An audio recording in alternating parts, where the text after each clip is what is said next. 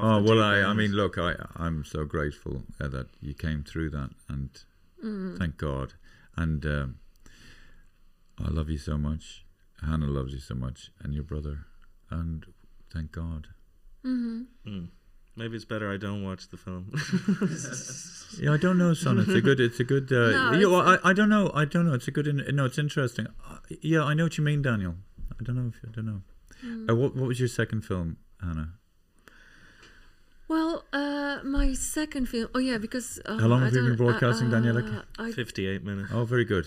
I don't know if after this is a really like subject, very serious subject, and I'm talking about sex. We were talking about sex. Oh, the French film. The French film, and I said the French portray sex in a completely different way than Americans because it's very raw, it's very real, and and there's this film I love. It's called Mon Roi, My King. Oh yes, with Vincent Cassel. Oh dear.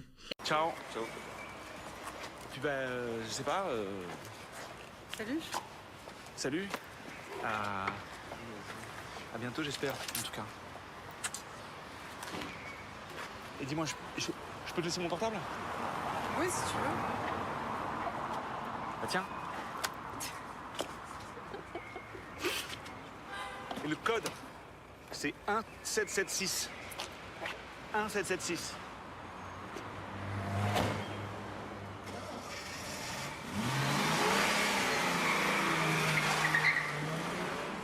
Il est super.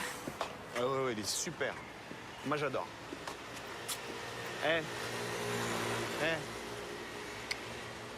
Je te donne mon téléphone? Tiens. Pourquoi les mecs, quand ils font, ça marche, et moi, ça ne marche jamais? Tu sais pourquoi? Parce que elle, quand il dit tu veux mon téléphone avec elle le lance, ça fait comme ça. Et toi? Non, j'ai pas fait ça. C'est comme ça. J'ai pas fait ça. Is superb. And you've talked about that a lot. Yeah. Because this is and so what's it called? Mon Roi, My King. Fantastic. So it's about this infatuation. A woman is infatuated, besotted by a man who Vincent Cassel, charming chef, tells her he's an asshole. He actually tells her he is an asshole, and he's a womanizer and this and that, and she just doesn't believe him. Oh yeah. And it all goes pear-shaped. But the sex scenes are really good. Yeah, you won't see them anywhere else. What do you feel about your mother telling you guys sex scenes are real? But it did it for you. That twinged your schmengies, as it were. No, you're not twinged. It's just different. You don't see such scenes. Oh. It's not like that she's making all these noises and they are synchronized the music behind. This is a raw. Okay, so that's what I mean. Yeah, it's very good. So if the French do it, also Vincent Cassel also. Talks Vincent Cassel character.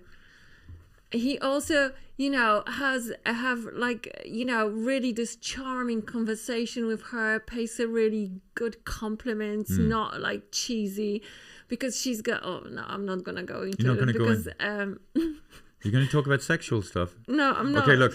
La la la la la la la la. Because she has a vagina. She asked him about her vagina. If it's not too big. Qu'est-ce que t'as? Rien. Dis-moi ce que t'as. Trop. Trop quoi? Trop large. Trop large. D'esprit? Qu'est-ce que tu dis? Trop large de quoi? Trop large dedans. Ton sexe? Ah non. Non, pas du tout. C'était magnifique. But this is the subject. Remember Curb Your Enthusiasm? Yeah. Which can you tell about this? Remember? What instead did? Oh yeah. So girls go to guys. Hey, dude, and then he went to women going, or whatever. Like he was saying. Not good sex. Too big. Oh yeah. But Mon Roi, My King. Yeah. Vincent Cassel's. Vincent Cassel. Did you say that he was warning her of his... Yeah, he told her when they met. Yeah. He told her that he's an asshole. He's a womanizer. He's this and that. He So he's the bad boy, and she doesn't. Is that part of the attraction for her? Yeah, he's very charming. I know he's good looking. Yeah, but the fact that he's a bit of an asshole or whatever, is that part of the attraction? She doesn't believe him. Right, but does she really not believe him, or is she just telling herself she doesn't? Well, that's the same thing. She lies to herself. She does not accept the fact that he's not a good boy, that he's a womanizer, that he's So she's in this romantic psychosis. She just projects her own image onto him. So he's doing whatever he's doing, but she doesn't see it. As you were saying until she starts. As you were saying that, I was thinking, like, what was the first film I saw? And I think it was maybe 4 or 5, and it would have been Snow White and the Seven Dwarfs. Oh yeah. And what do you say? Oh yeah, like that. Well, yeah, I've watched it a good few times myself. Well, okay. Weird. No, but and that's the thing. Maybe this reinforces my point earlier that I was trying to make. A critic can never see a film through a child's eyes.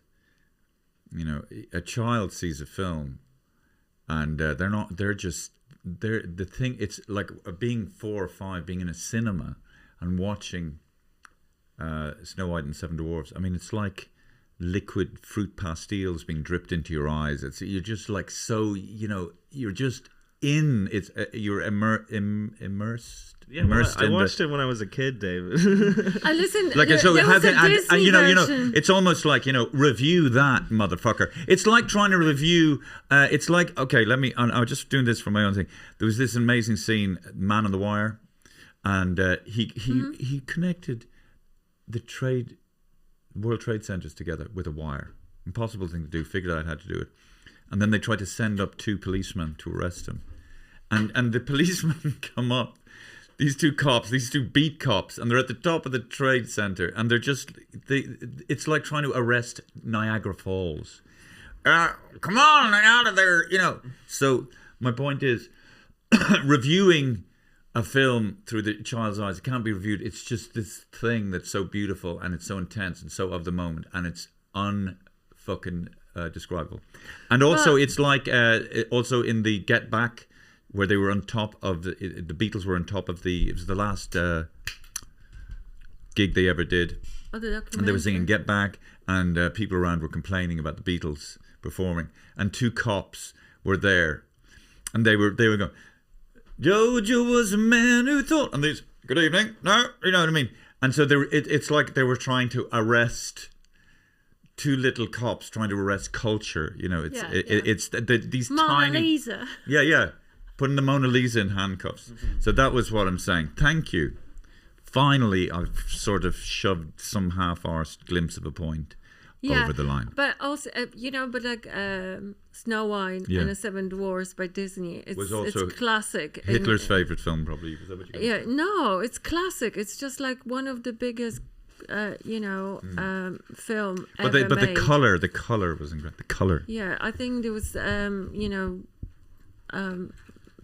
grossing a lot of money. Well, an Irish film that I'd like to say about is actually Adam and Paul. Oh yes, Adam and Paul. Yeah, brilliant. And I think, and who's that guy? I know that the guy in the.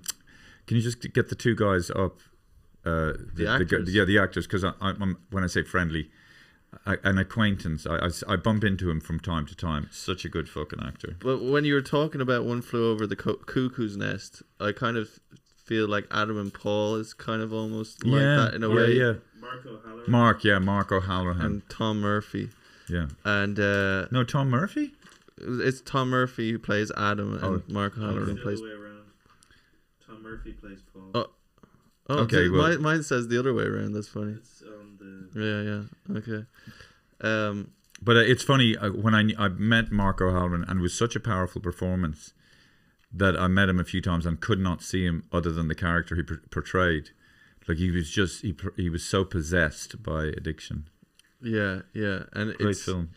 Yeah, and I think a lot of what you were saying about One Flew Over the Cuckoo's Nest. It's like they're they've checked out through the drugs, you know, that self-medication.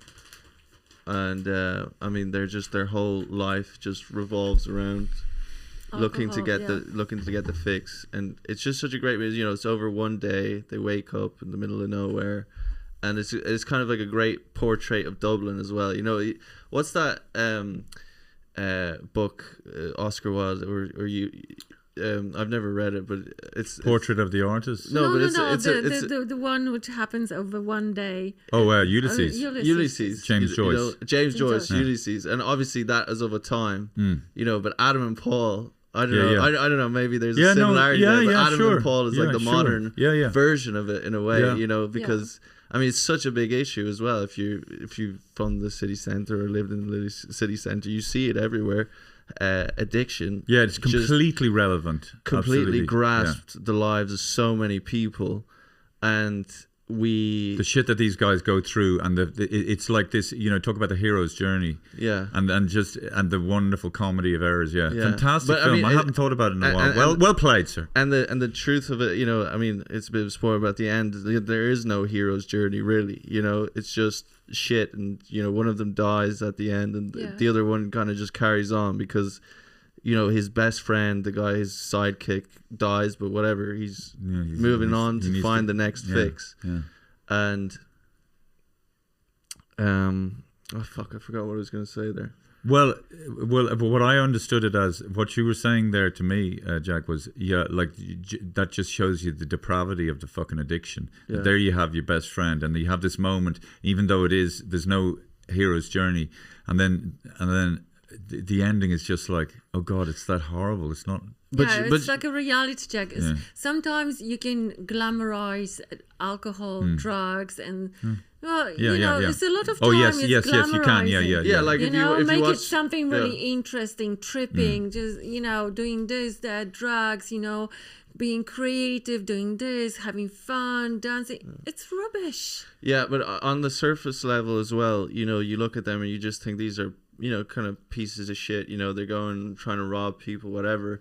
But then through their relationships with other people, and you kind of find out more about their backstory, that they had a mate that died before, and they have this woman who's a friend of theirs who has a baby, and they kind of look at and they go into her house, and they have the baby, and they're really gentle with the baby, and like hold the baby, and they're like, look at the baba, you know, and they're all nice with the baby, so you can see that they are actually good people. I mean, there's got humanity there, but they're probably thinking of some angle, I know, to try and... Yeah, but at the same time, like, they're there, and they could have just robbed this stuff or whatever, but they did rob. I think they did. Yeah, I think they might have robbed it. They robbed the Pampers. Luckily, they didn't rob the baby. Oh no, they were trying to rob the telly, I think, and then she comes in, and they're like, oh, you know, they put it down. Jesus, sorry. I know, it's so good. I have to say that. But also for me personally, like, because you were always performing in the city centre and whatever, and we kind of lived in the city centre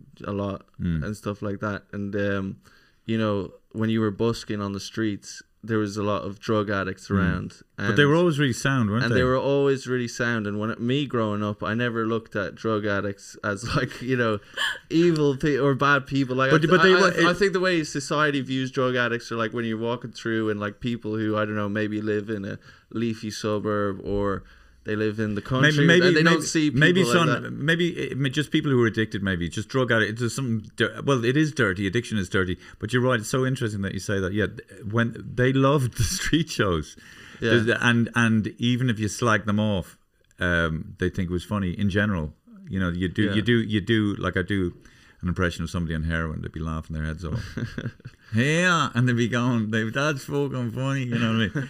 And then, but it would just speak like I know, but and then it would be other people who were getting offended on their behalf. But that's nice to think about that, Daniel. Yeah. Well, I think at the time you were performing in the street, no one was offended on their behalf.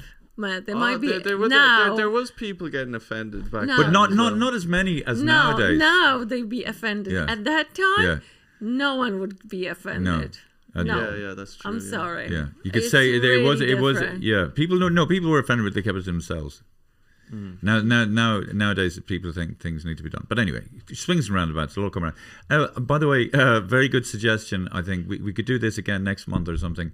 Films. Good, Daniel. Good. Sorry, Daniel. I got one. Well, I saw a clip from it online, but I think it's probably a movie probably people should watch. It's an animated musical drama called American Pop.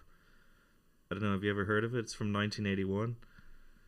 It's like the animated trek across the musical landscape of the 20th century begins with young immigrant Zalmi, Jeffrey Lippa, arriving in New York City. He's addicted to show business, but an accident ruins his voice.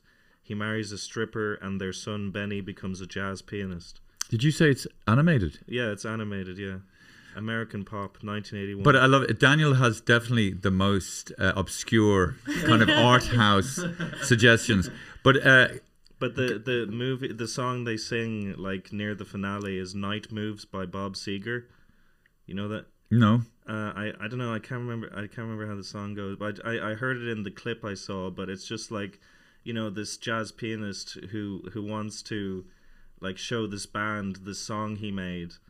And he starts playing it, and like, you know, at first the band listening to the song that this guy's playing is like, oh, he's not going to be good, he's not going to, and then he starts playing this amazing song, and all the record producer and all the band are just like gobsmacked, and they're just listening to this amazing song, and it's like, oh shit, we've Have you? When did you see this film? I didn't see the film, but I saw the clip from it, and but like I think it's probably. I'd say it's a good film to watch. Okay, yeah, well, yeah.